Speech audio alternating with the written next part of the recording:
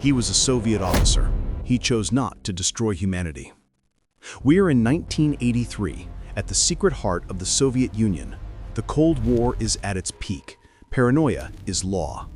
A new satellite system, the pride of the Kremlin, watches for the enemy. It is a perfect, infallible eye. But one night, the system sees something. A single missile, then two, then five. The protocol is clear. The decision is absolute. Retaliate. The gears of Armageddon begin to turn. But the man in the chair did not follow the protocol. This is the story of Stanislav Petrov and the night he held the world in his hands. The man who would one day hold the fate of the world on his shoulders did not see himself as a hero. He would have laughed at the idea. Lieutenant Colonel Stanislav Yevgrafovich Petrov was an engineer, a systems analyst, a man of logic, of process, of technical manuals and diagnostic flowcharts.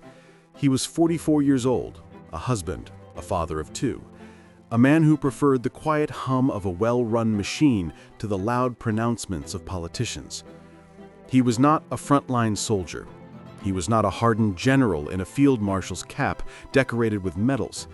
His war was one of abstracts, of satellite telemetry, of data streams, of algorithms designed to predict the end of the world. His life was a rotation of shifts, of long hours spent in the sterile, windowless belly of the Soviet Union's most secret installations. He was a gatekeeper, a cog in the vast, intricate machine of mutually assured destruction. He was born in 1939 near Vladivostok, a child of the Second World War. His father, Yevgraf, was a fighter pilot in the Red Air Force who flew combat missions against the German Luftwaffe. War was in his blood, but it was not his calling. He saw the cost of it firsthand, the shadow it cast over his nation and his family. He chose a different path, the path of the mind. He attended the Kiev Higher Engineering Radio Technical College, demonstrating a profound aptitude for complex systems. He was recruited into the Soviet Air Defense Forces, not for his trigger finger, but for his brain. His specialty became the bedrock of the Cold War battlefield, the intricate, high-stakes world of early warning technology. He learned how the system breathed, how it watched, how it was designed to think. He was one of a handful of men who knew the secrets of the Soviet Union's electronic eyes. His career was solid, but not spectacular. This was because Petrov possessed a quality that was both a strength and a weakness in the Soviet system: a stubborn intellectual honesty. He was an independent thinker who spoke his mind, even when it contradicted his superiors. He would question assumptions, point out flaws, and argue for his position based on logic, not rank. This trait, while invaluable for an engineer, was not always appreciated in the rigid hierarchy of the military. By 1983, his expertise had landed him a crucial role. He was assigned as the chief duty officer at a brand new, top-secret command center outside of Moscow. Its name was Serpukhov 15. It was the nerve center for the Oko system, the new orbital shield that was meant to be foolproof. From this concrete tomb buried deep in the forest, Petrov and his men stared into space, waiting for a sign. He had no illusions about his job. He was the first line of defense, the first man who would know if the world was about to end. He was a tripwire, a human fuse connected to a planet-killing bomb. On the night of September 26, 1983, that fuse would be lit. But the most important thing to know about Stanislav Petrov, the engineer, the analyst, the soldier, was that he understood one thing better than most of his superiors. He understood that sometimes even the most perfect machine can be profoundly and catastrophically wrong. To understand the choice Stanislav Petrov made, you must first understand the world he lived in. It was not a world of nuance, of gray areas, or of diplomatic subtlety. It was a world of two colors, red and blue. It was a world of two titans, the United States and the Soviet Union, locked in a permanent, existential standoff. For nearly 40 years, this standoff had been governed by a single, terrifying doctrine: a piece of game theory, so simple and so insane, it had its own acronym: MAD. Mutually Assured Destruction. The logic was as simple as it was insane. Both superpowers possessed thousands of nuclear warheads, each many times more powerful than the bomb that had erased Hiroshima. These weapons were pointed at each other at all times, ready to launch in minutes. If one side launched its nuclear weapons, the other side would detect the launch and fire its own before the first missiles even landed. The result would be the annihilation of both nations, and potentially the end of human civilization. The only thing preventing nuclear war, the theory went, was the certainty that there could be no winner. It was a peace held together by the promise of total extinction, a terrifying stasis where the only move was not to play. It was a global hostage situation where every man, woman, and child on Earth was the hostage. This doctrine created a deadly paradox. To ensure peace, both sides had to be perpetually ready for instant, all-out war. And in this equation, the most critical variable was time. The flight time for an intercontinental ballistic missile, an ICBM, from a silo in Montana to a target in Moscow was roughly 30 minutes. 30 minutes. Less time than a lunch break. Less time than a television show. 30 minutes from launch to impact. This incredibly small window for decision-making created the core tenet of Cold War defense. Use them or lose them. Hesitation was suicide. If you waited for the first bomb to fall on your own soil, you would lose the ability to retaliate. Your command centers, your communication lines, your missile silos, all would be turned to glass and ash in the first wave. Therefore, the entire system was built on a launch on warning posture. This is why men like Stanislav Petrov existed. This is why bunkers like Serpukhov 15 were built. His job was not to decide whether to go to war. His role was to confirm the data from the Oko satellites and pass that confirmation up the chain of command, from his terminal to the general staff and then to the Soviet leader Yuri Andropov himself. He was the first human check on an automated system.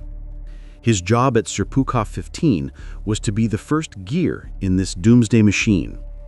The protocol, drilled into him and every officer, was unambiguous. If the system declared a launch with the highest level of confidence, his duty was to report it as such. There was no room for interpretation, no space for doubt. The system was designed to remove the fallible human element, emotion, fear, hesitation, as much as possible. It was a cold, mathematical equation for the end of the world. For years, this equation had remained a terrifying abstraction, a theory confined to war rooms and strategy papers. But theory is not reality. A system is not tested until it is stressed. And in the fall of 1983, the world had never been closer to solving that terrible equation. The tension between the superpowers was a palpable, living thing. The leaders were suspicious, the armies were on alert, and the machines were watching, always watching.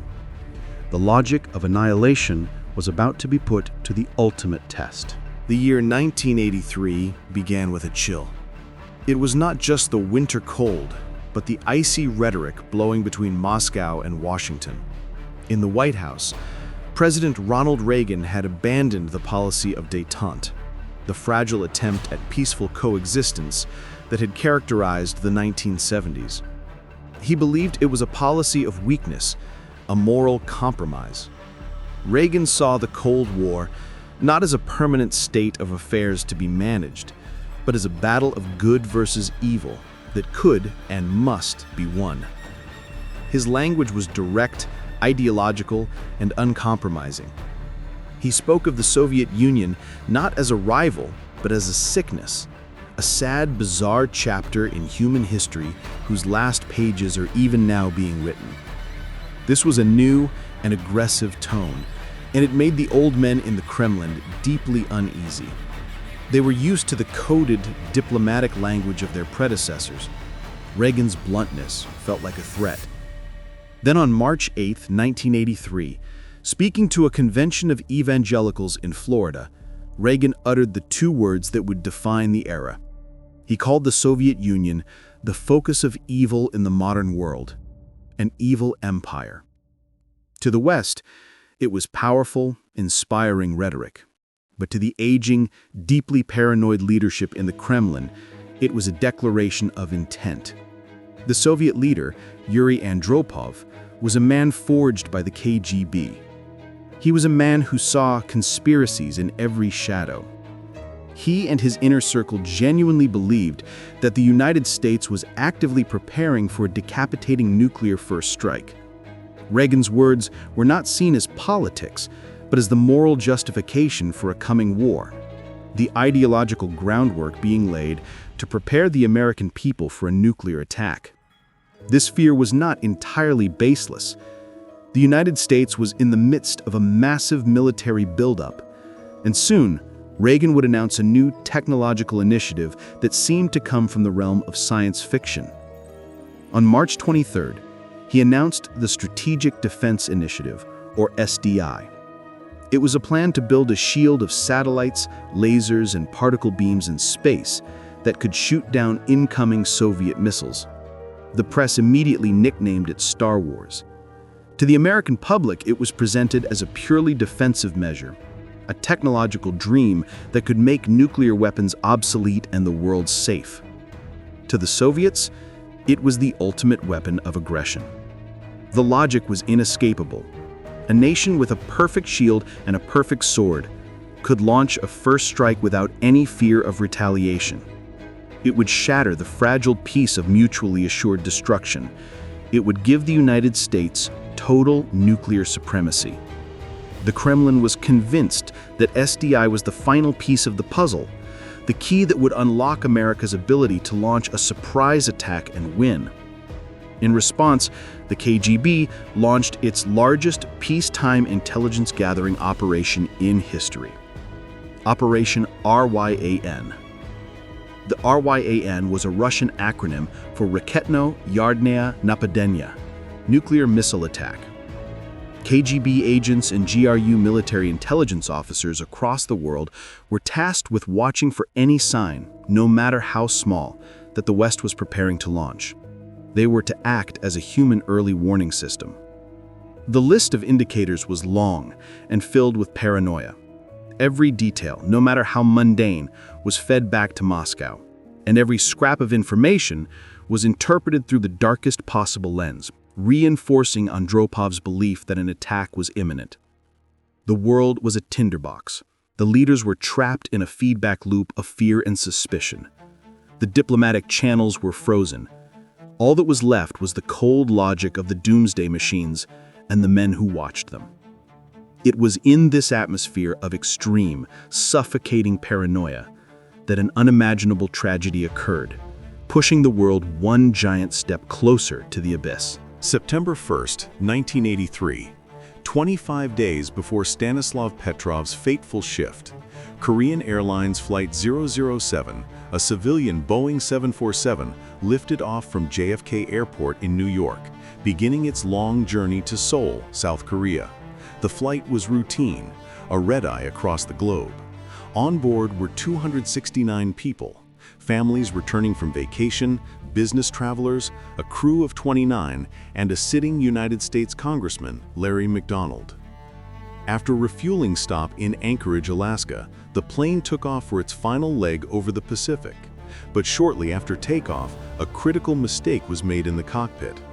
The pilots, for reasons still debated, failed to engage the inertial navigation system correctly. Instead of flying on the intended route, the plane began a slow, steady, and tragically undetected deviation to the north. Every minute, KAL-007 drifted further from the safety of international airspace and closer to one of the most heavily militarized and restricted zones on the planet, the Soviet Kamchatka Peninsula. This region was the bastion of the Soviet Pacific Fleet. It was home to nuclear submarine bases, ICBM silos, and a dense network of early warning radar stations. The The Soviet air defense forces here were on a permanent hair-trigger alert, constantly watching for American spy planes that regularly flew along the border to test their responses. To them, any unidentified aircraft was a potential threat until proven otherwise. When the massive radar signature of the 747 appeared on their screens, heading directly towards their most sensitive military installations, it was not seen as a lost airliner. It was seen as an intruder. The alarm was sounded. 4 MiG-23 and Su-15 fighter jets were scrambled from their bases to intercept the ghost aircraft.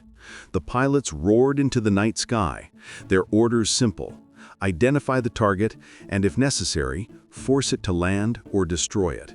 The intrusion could not be tolerated. In the cockpit of his Sukhoi Su-15, Major Gennady Osipovich closed in on the dark shape of the 747. Confusion reigned. Osipovich reported that the aircraft was a large transport, but he could not positively identify it as civilian in the darkness. He fired warning shots with his cannon, but they were loaded with non-tracer rounds and were likely unseen by the KAL crew. He tried to communicate via radio, but the channels were incompatible. To the Soviet pilots and their ground controllers, the intruder was a dark target, refusing to respond, continuing its path over their territory. The orders from the ground command became increasingly firm. The target was to be destroyed. Just after 6:26 a.m. local time, as the 747 was about to exit Soviet airspace over the island of Sakhalin, the final order was given. Major Osipovich armed his weapons. He reported to his controller that he was locked on. He fired 2 Anab air-to-air missiles. One missile missed. The other, a heat-seeking rocket, slammed into the 747's tail. Shrapnel tore through the fuselage, severing hydraulic lines and causing a rapid decompression. Inside the cabin, chaos erupted. The plane, mortally wounded, climbed erratically before stalling. For 12 minutes, the pilots of KAL-007 fought to control the dying jumbo jet as it spiraled towards the black, icy waters of the Sea of Japan. There were no survivors. The international reaction was one of pure shock and outrage. The United States and its allies condemned the act as a barbaric massacre of innocent civilians.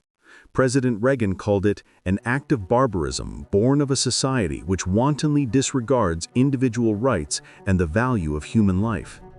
The Soviets, however, stonewalled, trapped in their own web of paranoia and secrecy. They denied everything, then claimed the aircraft was on a sophisticated espionage mission. In the minds of Andropov and the Politburo, the incident was proof of Western aggression. An attack was no longer a question of if, but when. For the men working in the early warning bunkers like Serpukhov 15, the pressure was now immense. The next unidentified object might not be a civilian airliner. It was in this superheated, hair-trigger atmosphere, just 3 weeks later, that Stanislav Petrov reported for his night shift. In the terrifying calculus of nuclear war, the ultimate advantage was knowledge. The dream of every Cold War strategist was a god's-eye view of the enemy, the ability to see an attack the very second it began, stripping the aggressor of the element of surprise. For decades, this was a dream deferred, a problem without a solution. The ultimate high ground was not a hill or a mountain. It was the cold, silent void of orbit. The Soviet Union, like the United States, relied on a massive network of ground-based radar stations. These were powerful, but they had a fundamental and terrifying flaw: the curvature of the Earth. Radar travels in a straight line. It cannot see over the horizon. For the first critical minutes of its flight, a missile launched from an American silo in the Midwest was completely invisible, hidden behind the bulge of the planet. Those were precious minutes lost. Minutes that could mean the difference between a successful retaliation and total annihilation. To close this gap, the Soviets poured immense resources into developing a solution. They would build an eye that could stare straight down, a constellation of satellites that would give them their god's eye view. The system was called Oko. In Russian, it means the eye. The Oko system was a marvel of Soviet engineering. Its satellites were not radars. They were, in essence, colossal space-based telescopes. But they were not designed to see visible light. Oko's powerful sensors were tuned to the infrared spectrum, constantly scanning the Earth's surface for a very specific signature. Oko's telescopes were not looking for the missile itself, but for the brilliant, searing plume of infrared energy from its rocket engine, silhouetted against the cold backdrop of space. To ensure constant coverage of the American missile fields, the satellites were placed not in a simple circular orbit, but in a highly unusual and clever path known as a Molniya orbit. It was a massive, elliptical loop that caused the satellite to spend the vast majority of its time lingering at its highest point, its apogee, effectively hovering over North America for hours at a time. From this vantage point, nearly 40,000 kilometers in space, the eye had an uninterrupted view of its target. This system was designed to be infallible. The Soviets knew the dangers of a false positive. The satellites were equipped with filters to reject misleading signals, like sun glint off cloud tops or natural gas field flares. The system's logic demanded multiple layers of confirmation. A single detection from one satellite was not enough. The alarm would only be triggered if multiple satellites confirmed the launch, or if a single satellite detected multiple launches in a logical pattern. The system was designed to be skeptical, to check and recheck its own data before ever crying wolf. This torrent of information from space, this constant stream of infrared data, filtered through layers of verification, flowed down to a single point on Earth, the command bunker at Serpukhov 15. This was the brain, the place where the signals from the disembodied eye in orbit were translated into information that a human being could understand. It was here that the system would render its final, terrible judgment: no launch, or launch. But the eye was new. It was a bleeding-edge technology that had faced numerous delays and technical challenges. In fact, the full constellation of satellites was not yet in orbit. The system had only recently been declared fully operational, perhaps prematurely, under immense political pressure from the top. Its complex software had been tested in simulations, but it had never been tested by reality. Like any new machine, it was still an unknown quantity, filled with millions of lines of code that had never yet been placed under the ultimate stress. The men who built Oko were brilliant.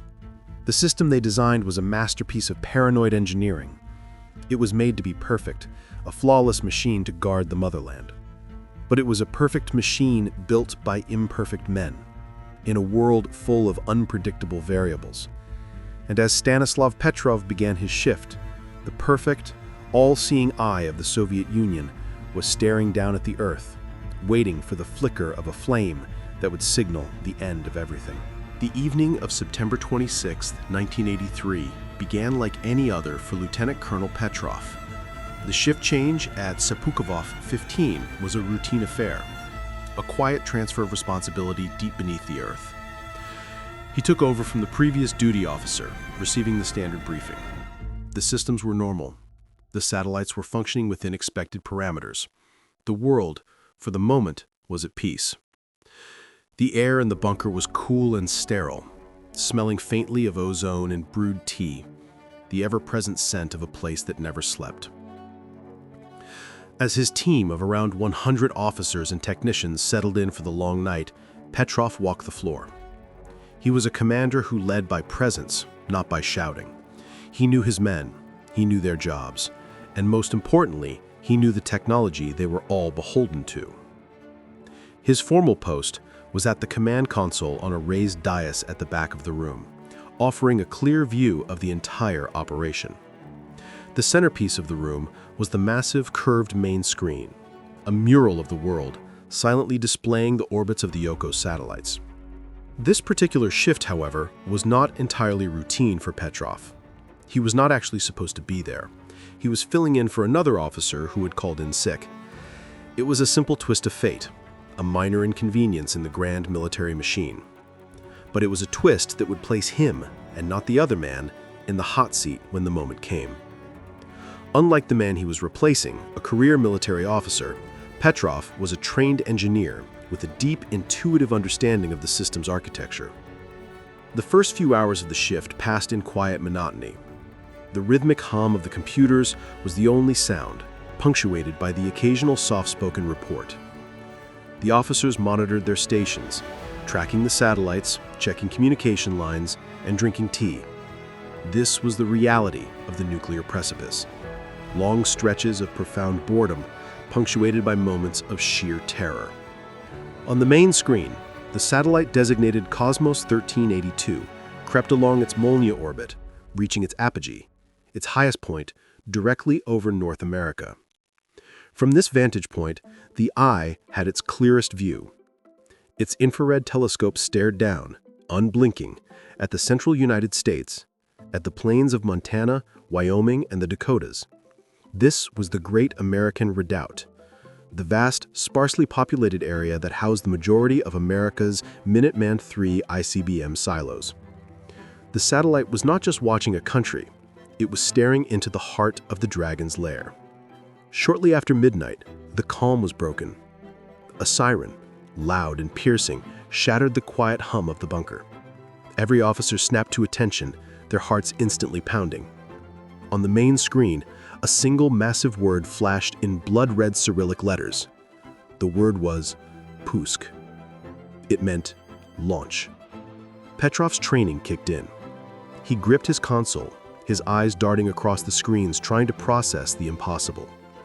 The system was reporting a single missile launch from a base in the United States. His men were shouting confirmations. The electronic map pinpointed the origin. The system's confidence level displayed on his screen was Najvyshya, the highest. Every light on the main board that had been a calm green was now a screaming, angry red. The entire room, a moment ago a place of quiet routine, was now a high-tech representation of hell. The doomsday machine had awoken.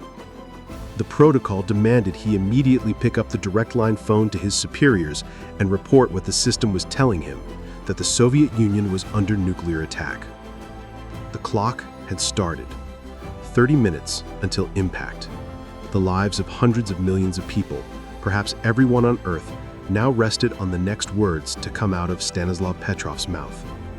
The longest night had begun, and the first test was here. But as the sirens wailed, a single, nagging thought, born of his engineer intuition, began to form in the back of his mind. The bunker was a symphony of chaos. The air, once still and silent, was now thick with the shriek of the siren and the frantic, overlapping shouts of his subordinates, confirming the unthinkable. The world outside was oblivious, asleep, but in this concrete box, the apocalypse had already begun. Every man in the room was doing his job, reacting as their training had conditioned them to. They looked to their commander, Lieutenant Colonel Petrov, for the next inevitable order. Petrov remained seated, a statue in the eye of the storm. His heart hammered against his ribs, a frantic drum beat against the siren's wail. The soldier in him screamed a single deafening command: report. The protocol was clear. The data was validated. His duty was to pick up the phone. But the engineer in him, the man who knew the guts of the machine, whispered a single dangerous question: why? The question revolved around a simple, brutal piece of military logic. A nuclear first strike was not a subtle affair. It was not a single shot across the bow.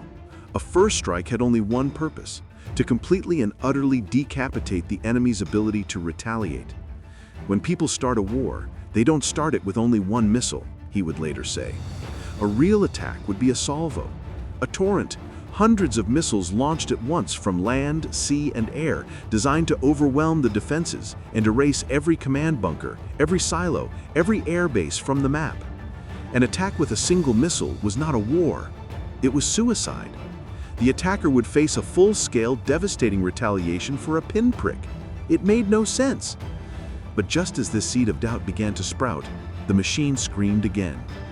The system now reported a second launch, then a third, a fourth, and a fifth, all from the same location, all heading towards the Soviet Union. The noise in the bunker intensified. An officer shouted, his voice cracking, "Missile attack! 5 missiles!" The message on the main screen updated. The threat was no longer a single questionable anomaly. It now read, "Raketnaye napadanye," missile strike.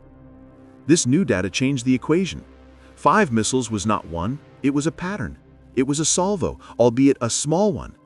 The system's own internal logic would now be screaming with certainty. It was seeing multiple launches, a key requirement for its highest confidence level. The neat, logical argument Petrov had just formed in his mind was now being ripped apart by the machine's relentless updates. His subordinates were now staring at him, their faces a mixture of terror and confusion. Why was he hesitating? The protocol was absolute. He had at most 10 minutes from the initial alarm to make his report. Any longer and the general staff would start calling him, demanding to know why the system was screaming, and he was silent. Every second that ticked by was a second stolen from Yuri Andropov's decision window. The pressure was immense, a physical weight pressing down on him. The soldier fought the engineer. The protocol fought the intuition. The blaring certainty of the machine fought the quiet gnawing doubt in the man's gut. He stood up from his chair, a move that sent a ripple of shock through the room. He needed to think, away from the hypnotizing glare of the console. He paced behind his station, his mind racing faster than ever before. 5 missiles. Still only 5? From a single base? A full-scale attack would involve hundreds of missiles from dozens of locations to prevent the Soviets from pinpointing the origin and retaliating. This was still wrong. It felt wrong. It was the most important decision in the history of humanity, and he had to make it in the next few minutes based on contradictory data and a feeling in his stomach. Every instinct Stanislav Petrov had honed as an engineer and an analyst was now at war with his duty as a soldier. The soldier's path was simple, a straight line paved with protocol. He was just a messenger, a link in the chain. His job was to pass along the machine's warning, not to question it. To do otherwise was an unimaginable breach of discipline. In the rigid hierarchy of the Soviet military, independent thought at a moment like this was not just discouraged, it was considered an act of treason. But the engineer saw the world differently. He saw systems. He saw inputs, processes, and outputs. And he knew, with a certainty that defied the screaming alarms, that a system is only as reliable as its inputs. He began to race through a mental checklist, a diagnostic sequence of the entire OCO architecture. He had studied the system for years. He knew its strengths, and more importantly, he knew its potential weaknesses. His mind went back to the satellites themselves, to Cosmos 1382, hanging in its lonely Molniya orbit, the single source of this apocalyptic data. He had argued with the system's designers before. He knew the software was complex, and in his view, it had been rushed into service under political pressure. He knew it had not been adequately tested against a wide range of natural phenomena. He and other engineers had worried about its ability to correctly filter out false signals. Could this be it? Could the all-seeing eye of the Soviet Union be tricked by a simple ray of light? He considered the position of the satellite, the Earth, and the Sun. He knew that at that specific time of year, near the autumnal equinox, there was a rare alignment where the sun's rays could hit the satellite's sensors at the perfect angle after reflecting off high-altitude clouds. This phenomenon was known as a zenith angle event. It was a known, though supposedly rare possibility that the system's designers had claimed to have solved. Was it possible the software fix had failed? Was it possible the most advanced warning system in the world was being fooled by a trick of the light, a cosmic coincidence?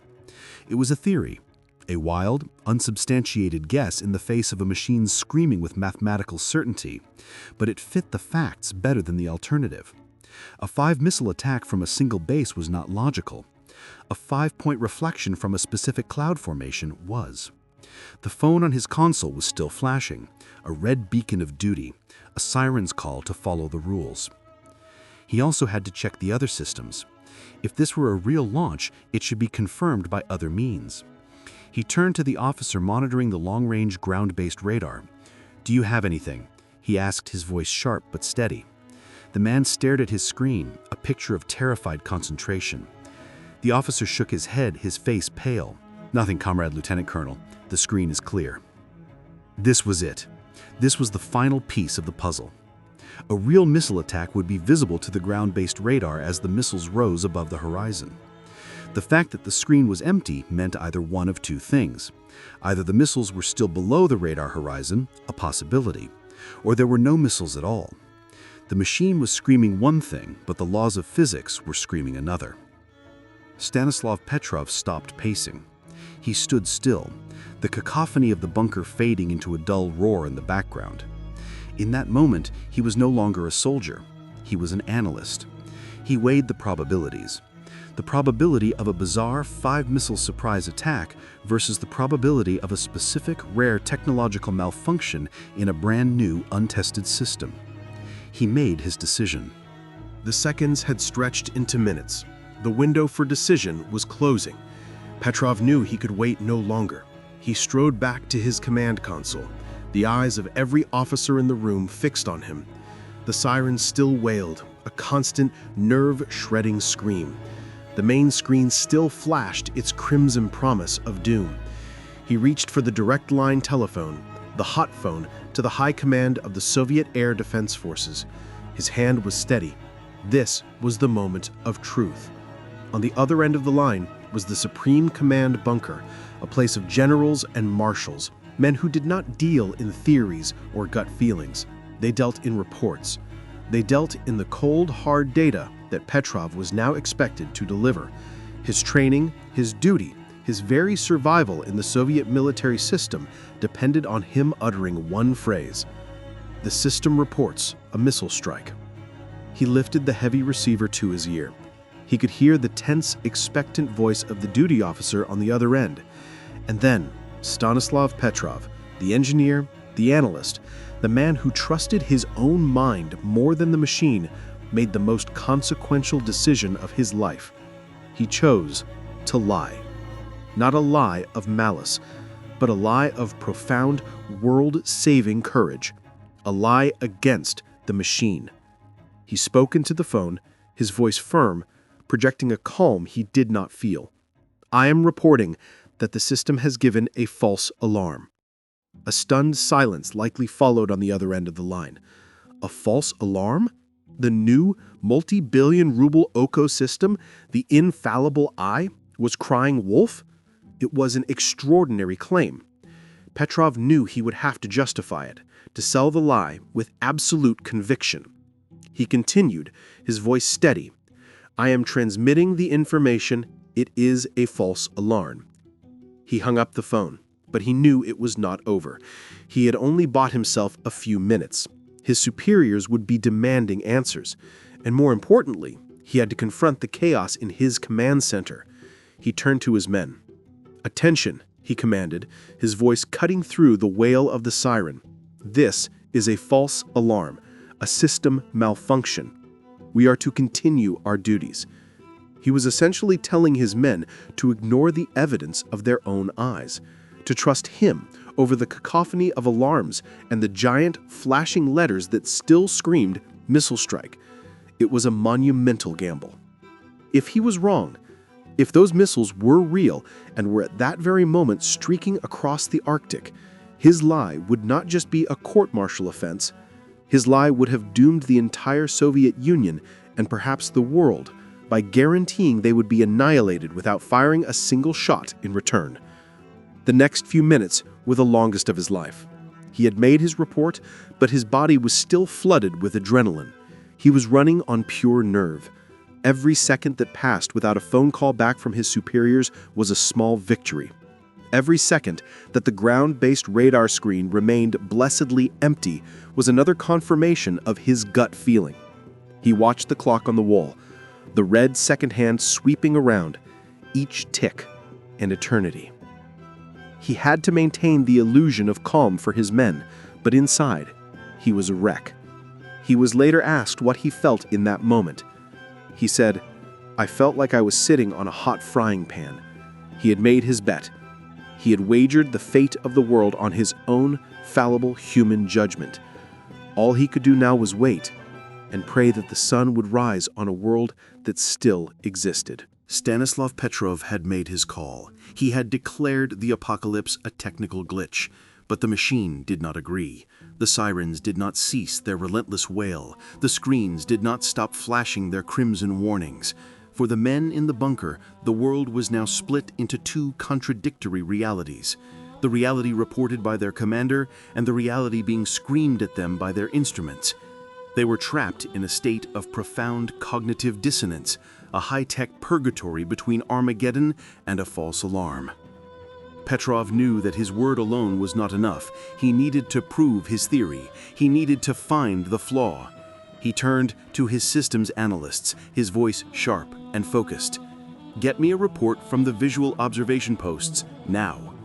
He was grasping at straws. Visual confirmation of a nighttime launch from space was almost impossible, but he had to follow every procedure.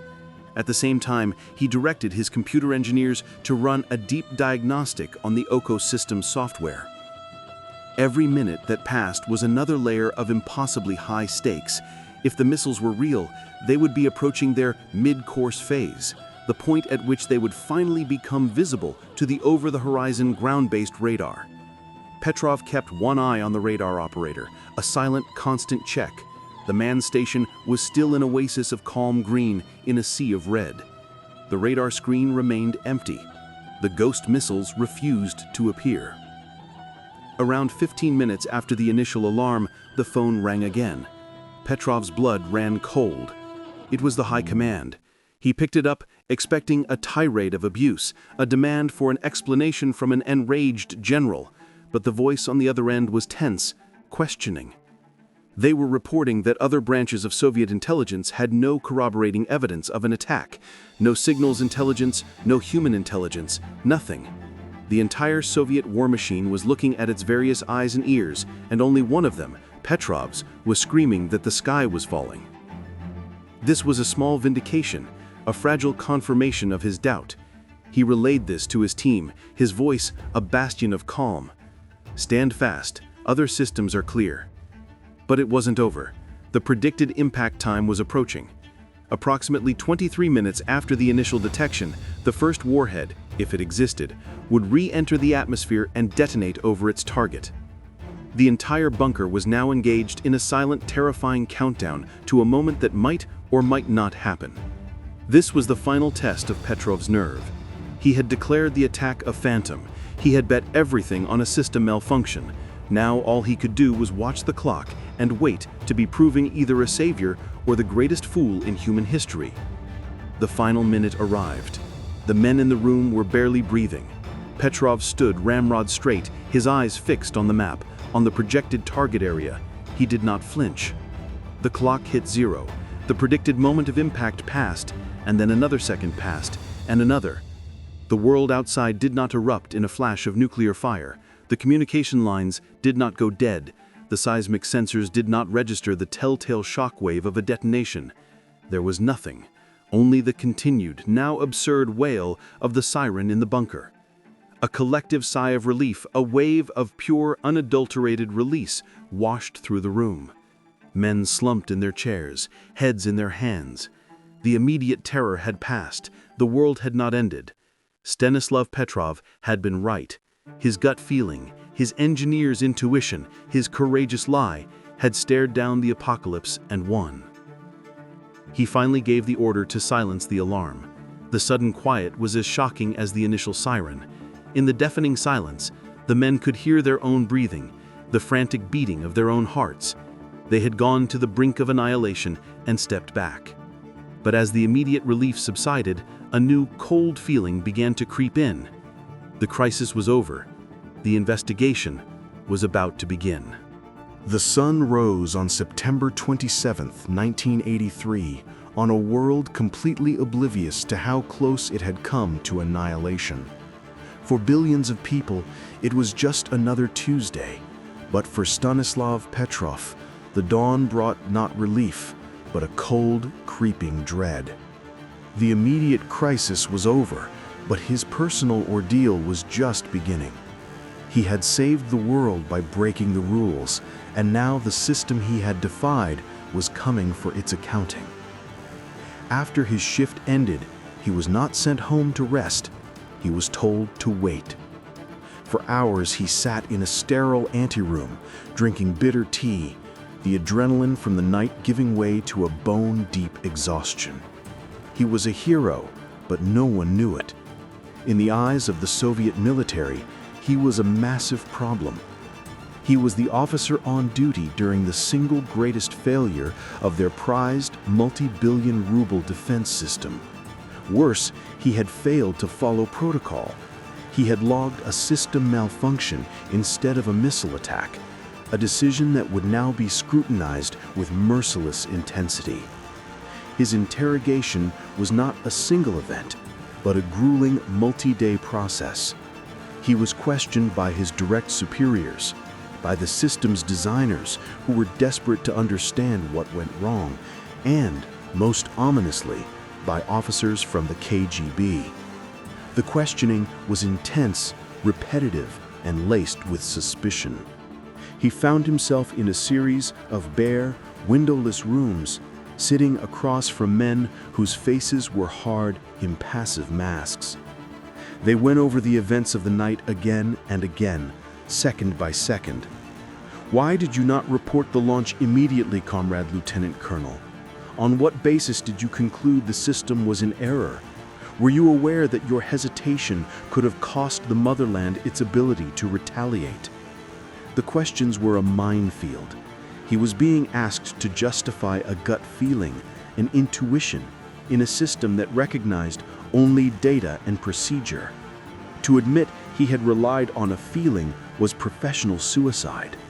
It was to admit that the human element he was supposed to suppress had taken over. He relied on his engineer's logic. He explained his reasoning calmly, clinically. The improbability of a 5-missile attack from a single base, the lack of confirmation from the ground-based radar, the newness of the ecosystem. He presented his decision not as a guess, but as a logical deduction based on contradictory evidence. He was careful, however, not to directly blame the system's designers or the high command who had rushed it into service. To do so would be to sign his own death warrant. The investigation quickly confirmed that Petrov had been right. The cause of the false alarm was exactly what his intuition had suggested: a freak alignment of the sun, high-altitude clouds, and the Molniya orbit of the satellite. The ecosystem's sophisticated software had been fooled by a simple reflection. The infallible eye was, in fact, fallible. The machine had failed. The man had succeeded. But in the bizarre, paradoxical world of the Soviet military, this was the worst possible outcome. It was a source of immense embarrassment. The state had spent a fortune on a system that had not only failed, but had failed in a way that could have triggered a global nuclear war. The incident was a state secret of the highest order, and Stanislav Petrov was now the living embodiment of that secret, a hero who could never be celebrated because his heroism exposed a catastrophic failure. His superiors were trapped. They could not punish him because he had been correct. To do so would be to admit that the system was flawed. But they could not reward him, because to do so would be to admit that he had broken the rules and saved the day, making the entire military command look like fools. So they chose a third path. They would make him disappear. In the aftermath of the incident, an official narrative was carefully constructed.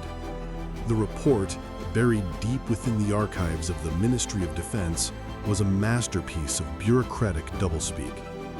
It acknowledged the system's imperfections and commended the correct actions of the combat crew. But Stanislav Petrov, the man at the center of the storm, the man whose decision was the only one that truly mattered, was not singled out for praise. His name was a ghost in the machine's official history. He received no medal, no public commendation, no promotion. In fact, his career, which had been on a steady, if unspectacular trajectory, came to a sudden and complete halt. He was initially promised a reward by his direct commander, a man who understood the magnitude of what Petrov had done. But that promise was quickly and quietly rescinded by the higher-ups. The official reason given for his lack of commendation was a paperwork error, an improperly filled-out logbook. It was a petty, transparent excuse. The real reason was clear to Petrov. He had made his superiors look bad. He had exposed the flaws in their prize system. He had disobeyed protocol and been proven right. In the rigid world of the Soviet military, this was an unforgivable sin. He was a square peg in a round hole, a man whose independent thought, while heroic, made him a liability. He became a pariah, a man quietly ostracized by the very system he had saved. His duties were changed. He was reassigned to a less sensitive, dead-end position. The message was clear. His time on the front line was over. He was being put out to pasture. The psychological toll of the incident, combined with the stress of the interrogation and the subsequent shunning, began to wear on him. The man who had remained calm under the threat of global annihilation began to crack under the strain of the suffocating peace that followed. His health suffered. The stress contributed to a nervous breakdown. He spent time in a military hospital, a casualty not of a war that happened, but of one that almost did. The military was no longer a place for him. It had been his life, but its rigid structures and political games had nearly cost the world everything, and had certainly cost him his career. In 1984, less than a year after the incident, Lieutenant Colonel Stanislav Petrov took early retirement from the armed forces. He was given a modest pension and left to fade into civilian life. He settled in the small, unassuming town of Fryazino, a place filled with retired scientists and engineers from the Soviet military-industrial complex. He found work at a research institute, a quiet, anonymous job. He told no one of his story. He was bound by an oath of secrecy. The events of September 26, 1983 were a state secret of the highest level. For over a decade, the world continued to spin, blissfully unaware of its brush with death. The Cold War thawed, the Berlin Wall fell, and the Soviet Union itself crumbled into history. Through it all, Stanislav Petrov lived a quiet life of obscurity. He was a ghost, a secret keeper. The man who saved the world was a historical footnote that had not yet been written. He had received his reward. It was not a medal or a promotion. It was not wealth or fame. His reward was silence, oblivion. The quiet, lonely burden of knowing that he had stared into the abyss, and the abyss had blinked first. But history has a way of revealing its secrets, and a story this monumental could not stay buried forever.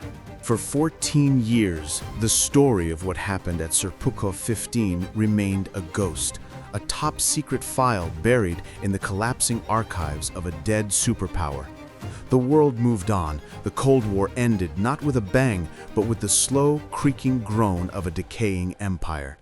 Stanislav Petrov lived his quiet life in Fryazino, his secret a heavy but silent companion. He expected to take it to his grave.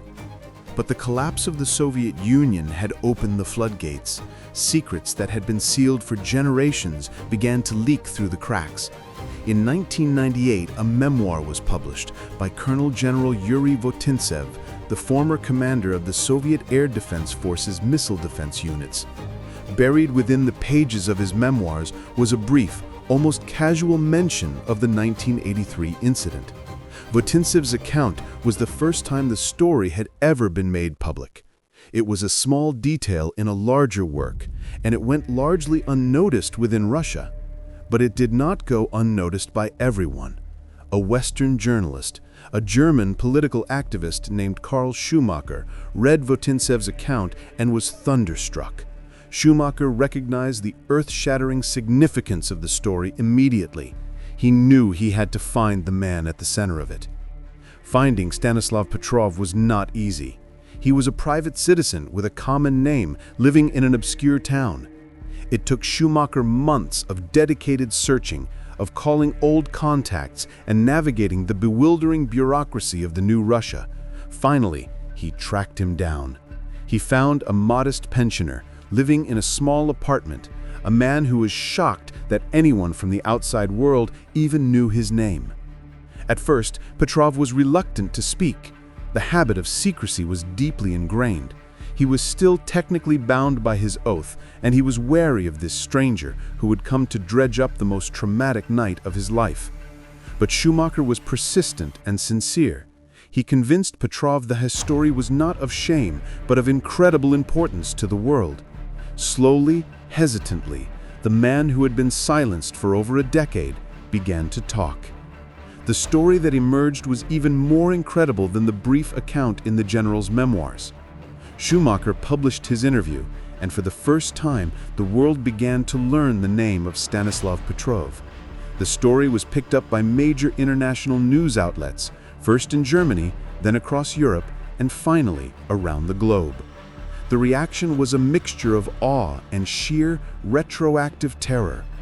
In the West, Petrov was hailed as a hero of humanity, an unsung savior who had stood on the brink and chosen reason over protocol. He began to receive awards from international peace organizations. He was invited to speak at the United Nations in New York City. This quiet, unassuming pensioner was suddenly thrust onto the world stage, a living ghost from the Cold War's most dangerous moment. The reaction inside Russia, however, was far more muted. The military establishment was not pleased that its most embarrassing secret was now global news. Some old colleagues called him a traitor for revealing state secrets. The official state-controlled media largely ignored the story. To them, he was not a hero. He was a reminder of a profound failure they preferred to keep buried. Stanislav Petrov himself was deeply ambivalent about his newfound fame. He never sought it, and it did not bring him wealth. He remained in his small apartment, living on his meager pension. He would often say, "I was just doing my job. I was the right person at the right time in the right place. That's all." But the secret was now out. The story was now part of history, a terrifying, cautionary tale. And the world now knew the name of the man who had sat in the chair and chosen not to end it all. The international recognition was a strange and uncomfortable coat for Stanislav Petrov to wear. He was flown to America to receive an award. He was presented with a check for $1,000, a symbolic gesture.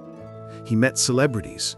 He was interviewed for a documentary film about his life, the man who saved the world. For a brief period, this humble man from Fresno was a global celebrity, a living symbol of peace in a world that had forgotten how close it came to the edge. But the fame was fleeting, and it did little to change the reality of his life. He returned to his small two-room apartment. His wife, Raisa, who had been his rock, had passed away from cancer a few years before his story broke. His health was failing. The pension he received was barely enough to live on. He was the man who saved the world, but he could barely afford his own medication. In his interviews, he often seemed haunted not by what he did, but by the system that had put him in that position. He harbored no illusions about the Soviet Union. He had seen its flaws up close, had seen how its rigidity and paranoia had almost led to a global catastrophe. "Our system was faulty in every way," he once said, a damning verdict from the man who had been inside the machine. He wrestled with the title the world had given him, hero. He never accepted it. To him, a hero was a soldier who charged into battle. He insisted he had done nothing more than his duty as a thinking human being. "At first, when people started calling me a hero, I was surprised," he said. "I never thought of myself as one. After all, I was literally just doing my job." His son, Dmitry, later said that his father was tormented by the idea that if the other officer had been on duty that night, the world might have ended. This was the true burden he carried, not the weight of his action, but the terrifying knowledge of how easily things could have gone the other way. He knew the man he had replaced, a career military man, a man trained to follow orders without question. Petrov was convinced that officer would have reported the launch. The world was saved not by a system, but by a coincidence, a sick day, a last-minute substitution. The fate of humanity had turned on a simple twist of fate. As he grew older, he became more reclusive. The brief flash of fame faded, and he was left alone with his memories in his quiet apartment. He passed his days reading, watching television, and tending to his small garden. The world, for the most part, forgot about him again. The man who held the world in his hands died as he had lived, in quiet obscurity. Stanislav Petrov died on May 19, 2017, at the age of 77. His death, like his life, went largely unnoticed. The global media only learned of his passing months later when the German journalist Karl Schumacher tried to call him to wish him a happy birthday. He was a quiet man who had performed one world-altering act of defiant reason. His story was over, but his legacy and the warning it contains is more important now than ever. The story of Stanislav Petrov is not just a story about the Cold War. It is a story about the present and about the future. It is a story about our relationship with the technology we create. We live in a world that is increasingly automated. Our power grids, our financial markets, our transportation systems, and our defenses are all governed by complex algorithms, by artificial intelligences designed to act faster and more efficiently than any human ever could. We have built a world that runs on code. We have outsourced our decisions to the machine. And just like the Oko satellite system in 1983, these modern systems have flaws, they have bugs, they have blind spots, they have unforeseen failure points. The incident at Serpukhov 15 was a warning. It was a ghost story from the Cold War, a cautionary tale about the dangers of placing too much faith in our automated systems, especially when those systems hold the power of life and death. The protocol was perfect. The system was logical, the data was clear, and they were all wrong. The world was saved because a single man, in a concrete room in the middle of the night, had a gut feeling. He understood that a real first strike would be a torrential downpour, not a sprinkle of 5 missiles. He chose to trust his own fallible human judgment over the blaring sirens and the flashing red screens. It was an act of profound intellectual courage, an act of disobedience that affirmed the value of the very humanity the system was designed to eliminate. His legacy is a profound and urgent question, one we must continue to ask ourselves. In a world on a hair trigger, when the sirens wail and the machines scream for war, who will we trust? The machine with its perfect cold logic, or the flawed, uncertain, but sometimes brilliant human heart?